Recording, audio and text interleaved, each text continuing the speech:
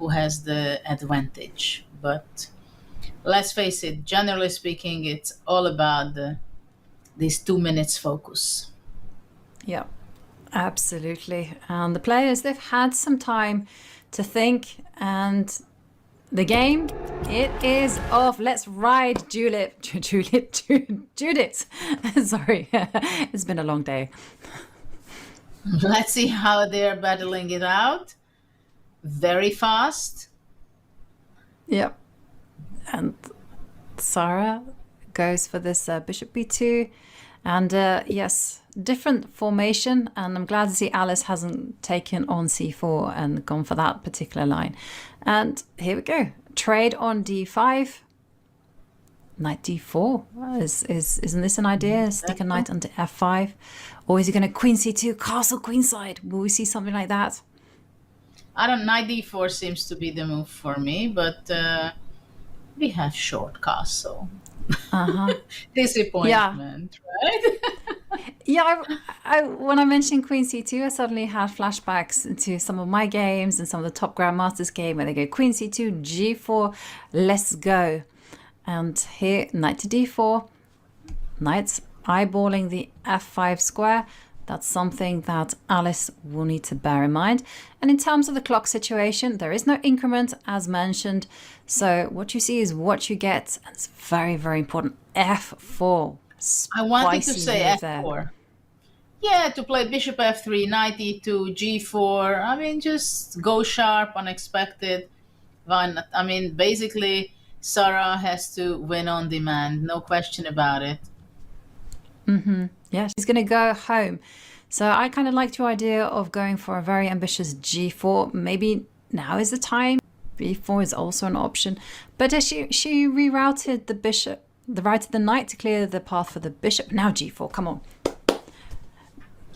But I think that the big thing is also that they were playing like how many games? Like 8 games or 9 games with or 10 games with bullet. And now they're back, so now they must be shocked to have so much time. I mean, look at how much time they have. So it's very difficult for finally we have g4 on the board. Are we not entertained, Judith? There is a knight g3. Go g5. Yes. Go for it. Come on.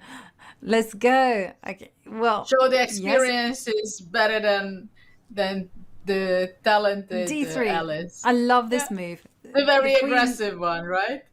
Yeah, because the queen can swing over to g2 and then let's go. And it's actually really difficult for Alice to do something in this position, because if she ever goes d4, well, that invites e4, queen to g2. Queen to g2. And now what does Alice have to do? b5, c4. Okay, that's what she does. And now it is forward time for Sara. She pushes the g pawn. Oh, isn't that the pawn on d5? That is a pawn. It is a pawn. But maybe it was not the best. Yeah, maybe the attack was better. It felt that way, like somehow she could get knight f5, knight h6, and let's get going. But okay, a pawn is a pawn, but she mustn't spend too much time because she does not get any bonus time per move. And now, oh, queen to b7. No, I don't like that. Knight d5 and white queen can get in trouble. These pawns, they are so weak. And Alice plays rook to c7. No, move the queen anywhere. I would go queen to g2 because I'm nervous. Queen to g2 and set up this idea. Oh, and Sara, she's brave. Queen a6. Still keeping contact with the knight on b6 so that queen takes d3 is not possible. But still such a brave move because the knight is invited into the center. Yeah, actually queen a6 may be a good move because how can black defend the b5? The only way is to play c4 or b4. Yeah. Or knight d5, trying to look for counter chances, but maybe knight d5 actually. And do you remember Alice has draw odds in this game. So if it's a draw, Alice will go through to the quarterfinals. And Sara, go fourth. F for forward. That would be my recommendation. Sara's in a must-win situation. Moves the queen to b5. Also good enough. But what to do now? Are you worried about rook takes a2? Trying to win some material. So rook e2 is kind of setting up a trap. Well, this is also viable, right? Rook takes a2. It's possible. Why not? Rook a2, bishop d4 maybe? Yeah, or maybe rook f2, rook d2. Something covers this bishop. You do not want... I was thinking about bishop d4, but I was worried about queen a8 business. And then rook takes e3. Yeah. Maybe... Okay, Sara's got less time on the clock. Well, there is an option to go queen c2 also, maybe. Though I understand that you not... I don't like that move, actually. I just hate to put my queen into a pin, but maybe, yeah. Yeah, knight d5.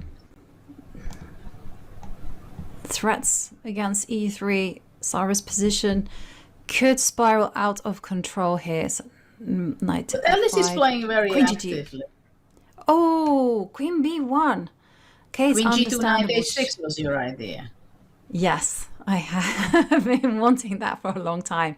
But okay, queen to b1, understandable. Oh, be careful. Ooh. So many possibilities. Time to protect this g2 square. And suddenly 46 seconds. Things. Sara tricky things are in there. Needs to speed up. She needs to have good instincts here. Alice, 1 minute and 3 seconds. I don't know, maybe just knight c3. Wow, rook a7. Yeah, this is certainly a classic. Establishing a new pin. Queen c1. The queen is completely deadlocked here. Queen to... Well, and remember, queen d5. Knight d4. Ooh. Cover b3. Okay, rook b2. Queen fine. f3. Oh no, look at the clocks. Sara's no time. Oh, look at that, rook b3. Yeah, she takes it. Yeah, but the queen is snaking in. There is no attack. There is this awful king. And black has the passed pawn. And white has no time. Rook to g3. That's it. Oops. Yep, and there you see Alice Lee. She wins the Armageddon game. And she goes through to the quarterfinals, where she will be facing Women's World Champion Ju Wen-jun. What a match. Both players pushed to their limits, and it was all decided by Armageddon. And there we can see Sara Khadem. What a fighter. She came so close to winning, but in the end,